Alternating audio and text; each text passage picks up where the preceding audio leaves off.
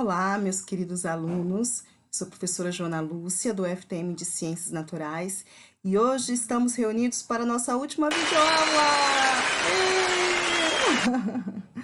Pois bem, queridos, chegamos ao longo de uma longa jornada.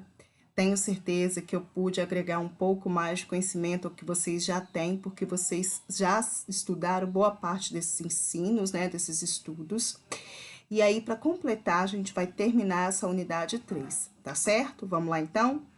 Na aula passada, eu me lembro que eu estava explicando sobre a água, a distribuição de água no mundo e o modo como ela é escassa na versão líquida disponível para uso, né, humano.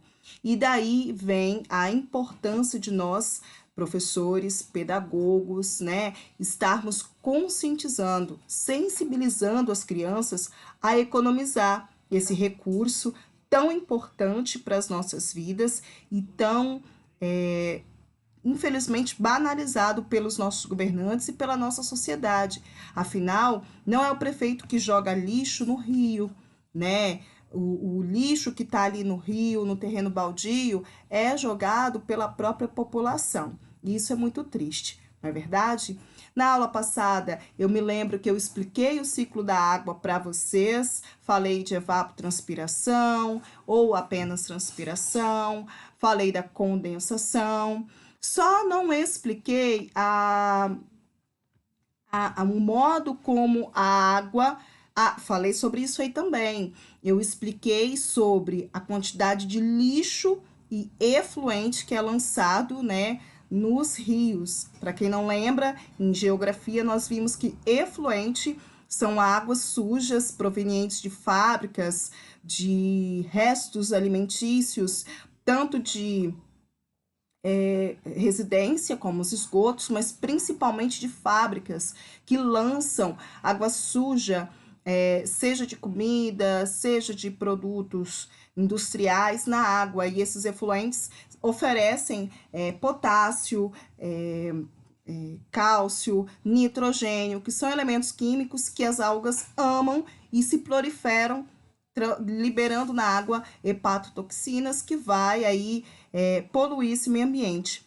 Sem contar que o lixo, né, vai também prejudicar muito.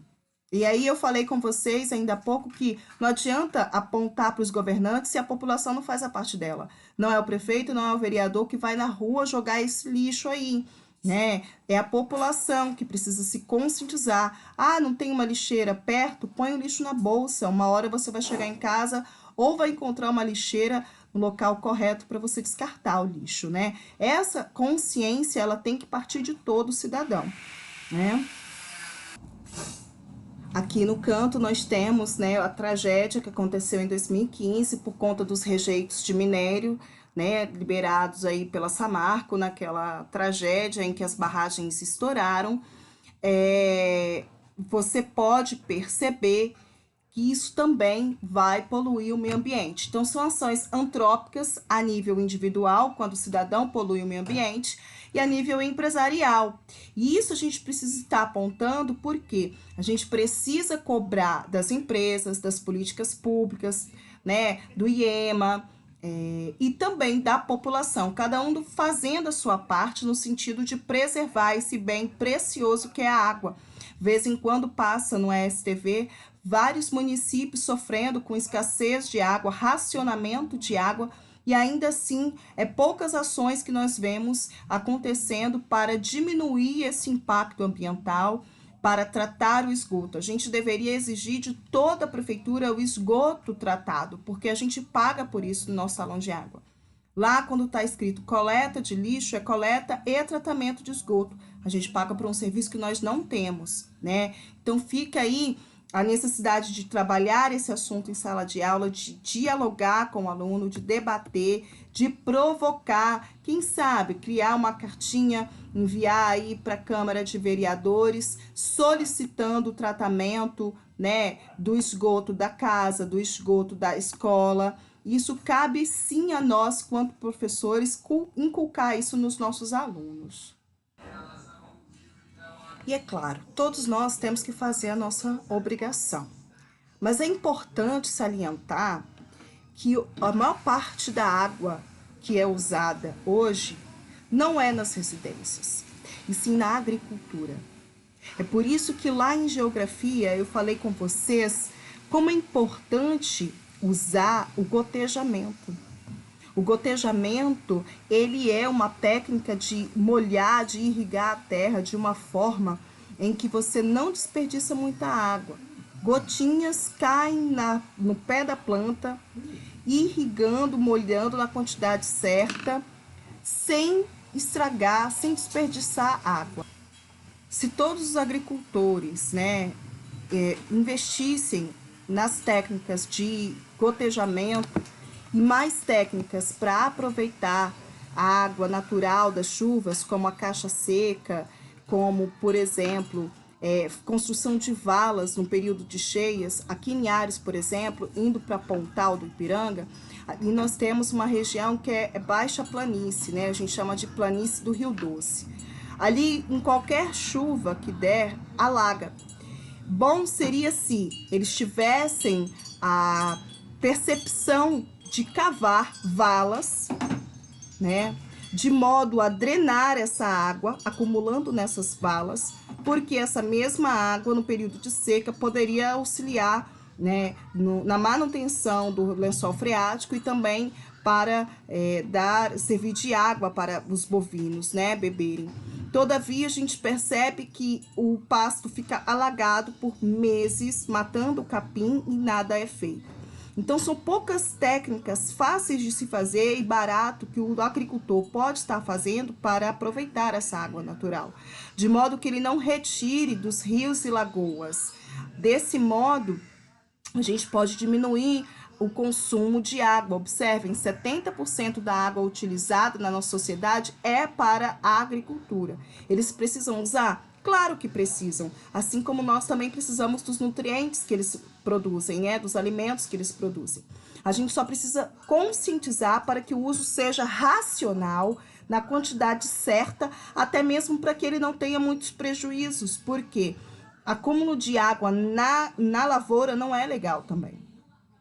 A indústria, ela fica em segundo lugar com 22%, né, do uso da água, e depois 8% é o uso individual, em clubes, hospitais, residências, escritórios e outros. Ou seja, é hipocrisia também da parte do governo exigir tanto dos cidadãos, sendo que a maior parte da população não é mais quem consome, né? Os que mais consomem são os grandes empresários. E por serem maiores, né, por serem grandes, eles têm que sim investir em técnicas de melhoramento no uso da água, até mesmo para eles e para todos, né, como uma forma de economia. E aí, quando se fala em economia de água, o aluno pode responder assim: mas tia, eu economizo água. Eu escovo os dentes com a torneira fechada, eu me ensapoo, depois eu me enxago. Ótimo, legal, isso é muito legal. Mas existem outras formas de evitar o exagero no consumo de água. Mas como outras formas? Ah, já sei. Reaproveitando. Isso, reaproveitando água. Da máquina de lavar. Minha mãe já faz isso, ela já utiliza a água da máquina de lavar para dar descarga, para lavar a calçada. Ah, que legal, muito bom. Mas existem outras formas ainda. Quais formas? Evitar o consumismo, pessoal. Como assim? É isso mesmo, consumismo exagerado, né? Quando a gente consome de forma exagerada, a gente está gastando água de uma forma indireta, né? Para se fazer, por exemplo, uma calça jeans, é necessário o uso de 6.800 litros de água, né? É muito quando comparado a você reutilizar uma calça, né? Customizar uma calça, comprar no brechó. Como assim, professora? Eu não estou entendendo. Olha só, quando a gente fala em água, a gente pensa na água líquida, né? Pura, sendo utilizada. Mas as indústrias, vocês viram que estão em segundo lugar. E em primeiro lugar, a agricultura. Tudo precisa de água para ser feito. Então, por exemplo, vamos pegar a agricultura. Olha aqui por esse infográfico. Para ter 1 quilo de café moído, eu preciso de 19.000 litros de água. Como assim? Um pé vai consumir tudo isso? Claro que não.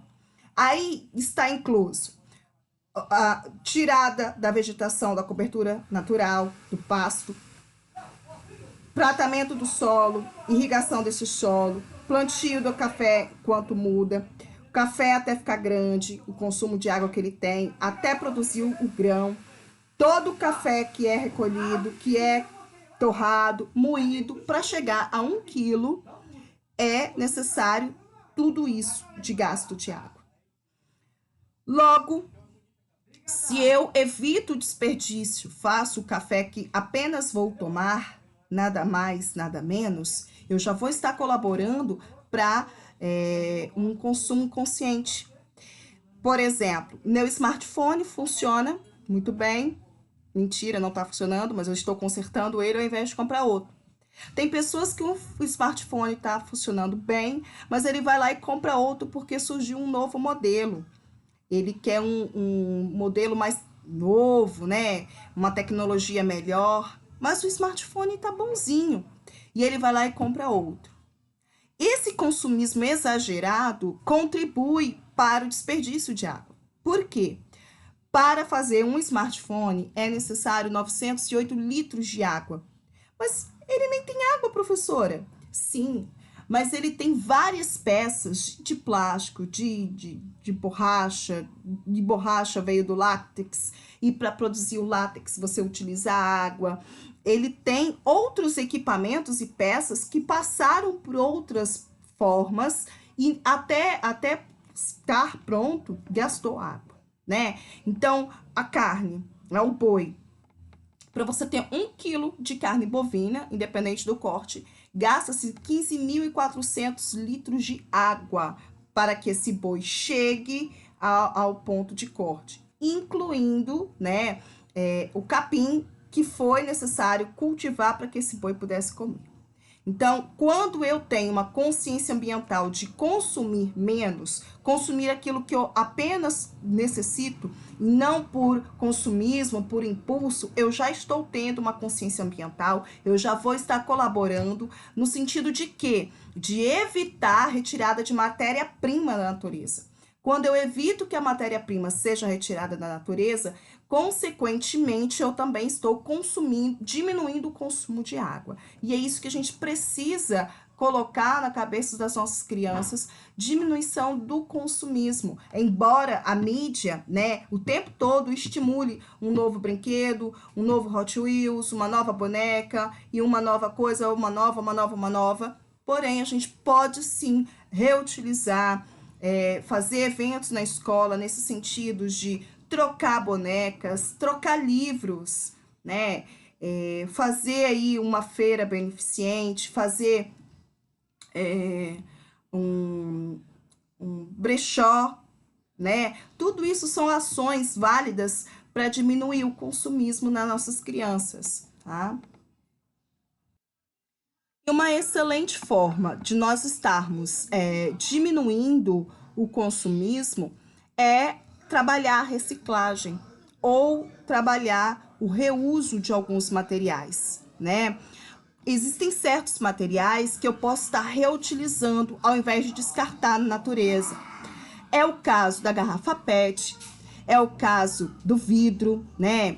É o caso de papel. Nós podemos estar dando uma nova vida para esses materiais. A caixa Tetra Pak também é um material que pode ser reutilizado. Existem vários materiais reciclados que são úteis para a gente. Tanto os potes de vidro quanto os copos de vidro, como também porta-treco, carteiras feitas de caixa Tetra Pak, pantufas. Eu fiz uma vez numa feira no Bartolino Costa em 2014 uma exposição de materiais úteis, tá?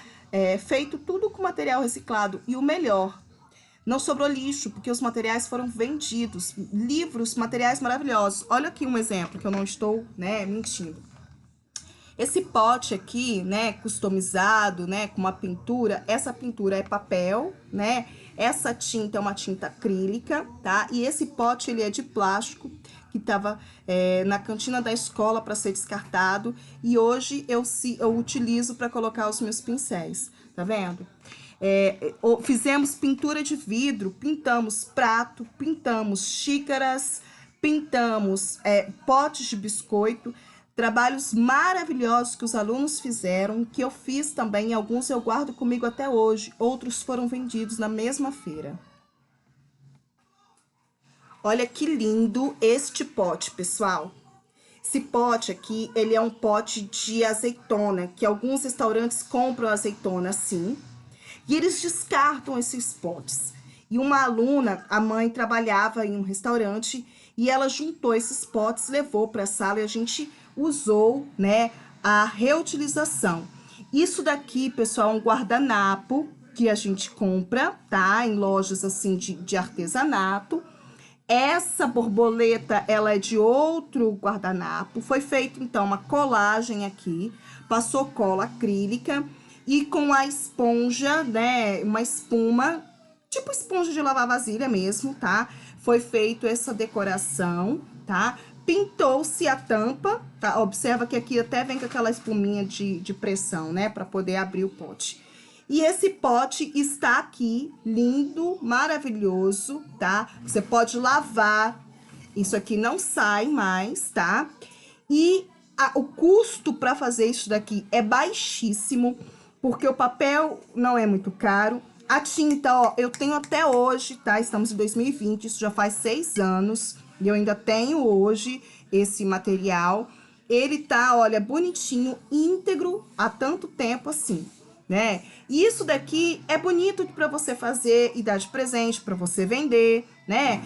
Quem não gostaria de ganhar um pote desse cheio de uva ou cheio de biscoitos, né? Então é uma forma de quê? Da gente estar mostrando para o aluno que o lixo pode ser luxo, que com o lixo ele pode dar origem a objetos úteis, né?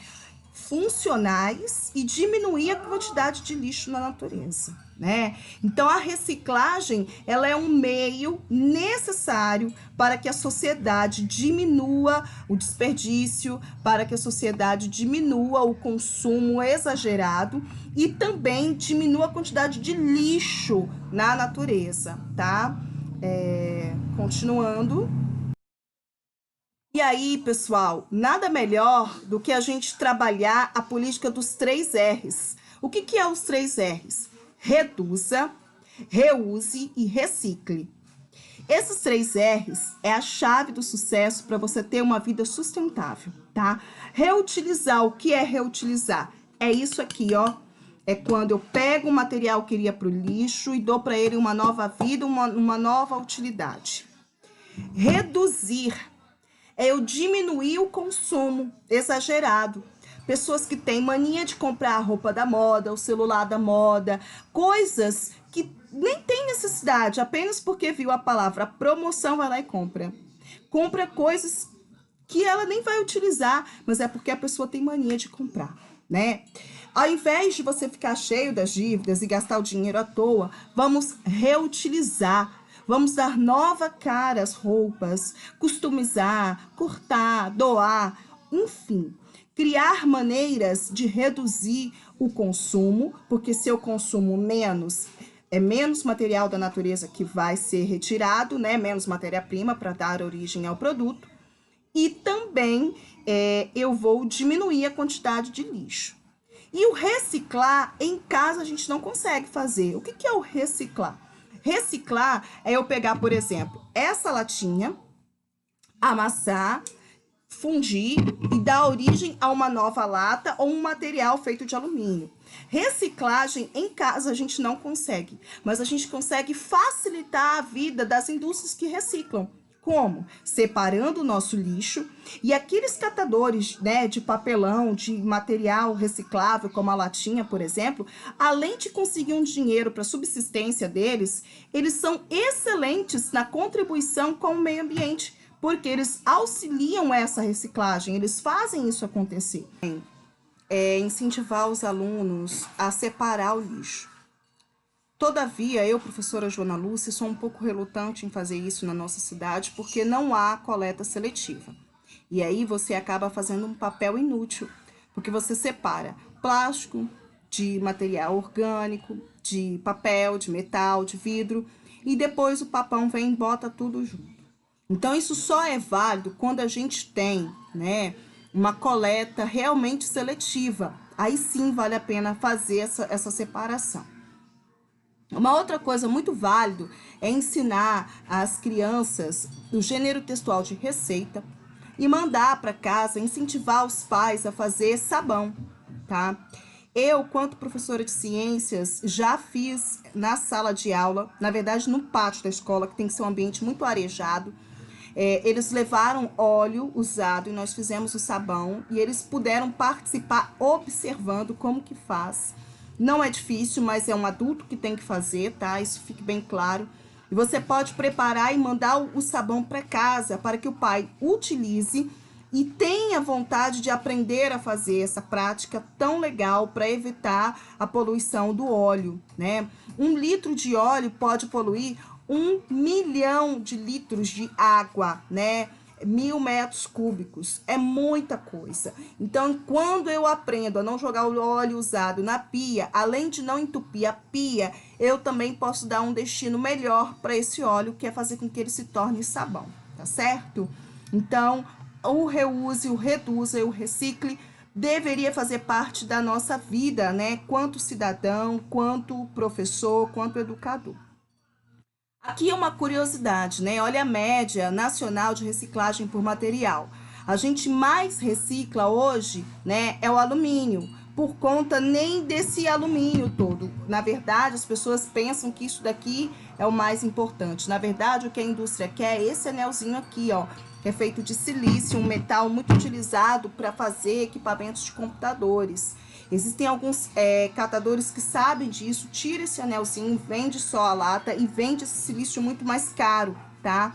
Muitos deles nem sabem disso e vende a lata com tudo. E aí quem repassa isso para as indústrias, tira o anelzinho e vende muito, muito mais caro, tá? Infelizmente. Depois, a gente tem, em segundo lugar, o papelão, tá? Seguido da PET, quase que empatado, né, com o vidro, seguido do aço, por fim a longa-vida, né, a Tetraplaque, e por último o plástico. Então, bom seria se nós tivéssemos mais investimento em indústrias de reciclagem, né, para reciclar e diminuir a quantidade de lixo disponível aí na natureza.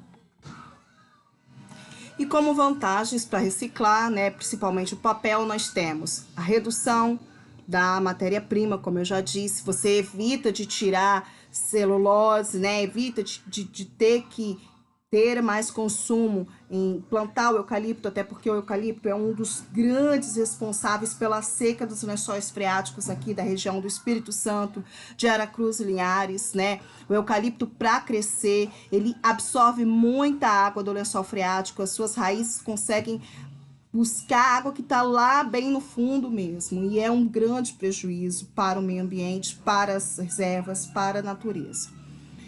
A economia dos recursos naturais, a economia de uso da madeira, né? 1 tonelada de aparas pode substituir de 2 a 4 metros cúbicos de madeira. Aparas seriam aqueles restinhos que sobram do lápis, né?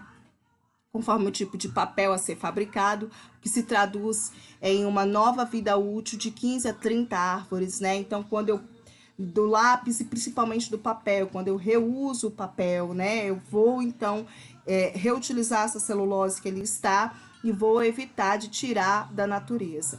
Todavia, a gente não vê muito consumo por parte do governo em reciclagem, né? Quando você vai comprar um caderno reciclado, um papel reciclado, ele é mais caro do que o papel branco, né? Ele deveria ser mais barato para incentivar as pessoas a comprarem desse material, desse papel, e com isso você ter uma diminuição no produto aí da celulose, né? Na produção de celulose.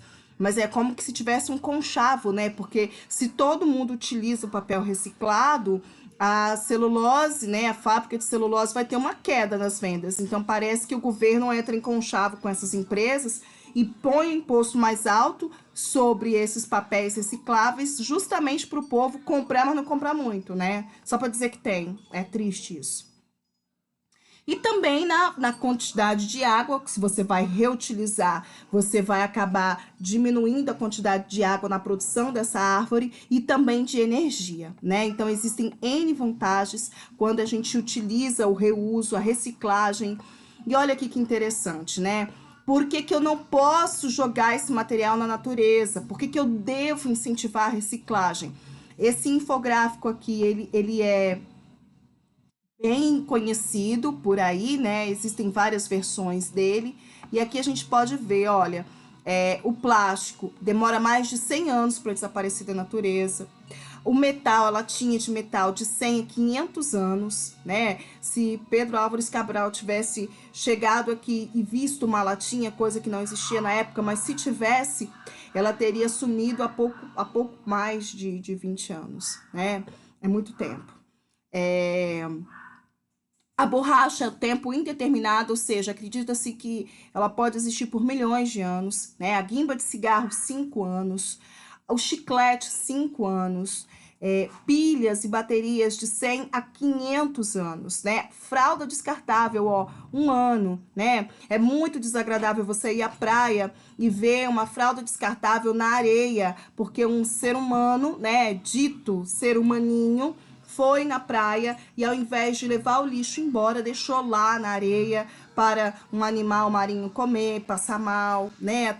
Quantas tartarugas não morrem entaladas com plástico, baleias, outros animais, né? Acabam se contaminando porque, embora tá na areia, mas na maré alta o mar pega esse lixo e vai para dentro do mar e esses animais marinhos acabam se contaminando, né? Então, é necessário, sim, trabalhar isso em sala de aula, contagiar essas crianças para que elas sejam um cidadão mais consciente do que os de hoje, para que eles não façam os erros que os adultos hoje fazem, né? É interessante saber, assim, que as crianças, elas têm essa consciência ambiental quando construído na escola e muitas das vezes a família desconstrói. Então, ela tem que ser propagadora dessas ideias, ela tem que contagiar as ideias, ela tem que fazer os seus pais estarem com vergonha por jogar lixo na rua, né? Elas têm que convencer os seus pais de que eles estão errados para tentar ter um Brasil melhor, ter uma natureza mais limpa, né?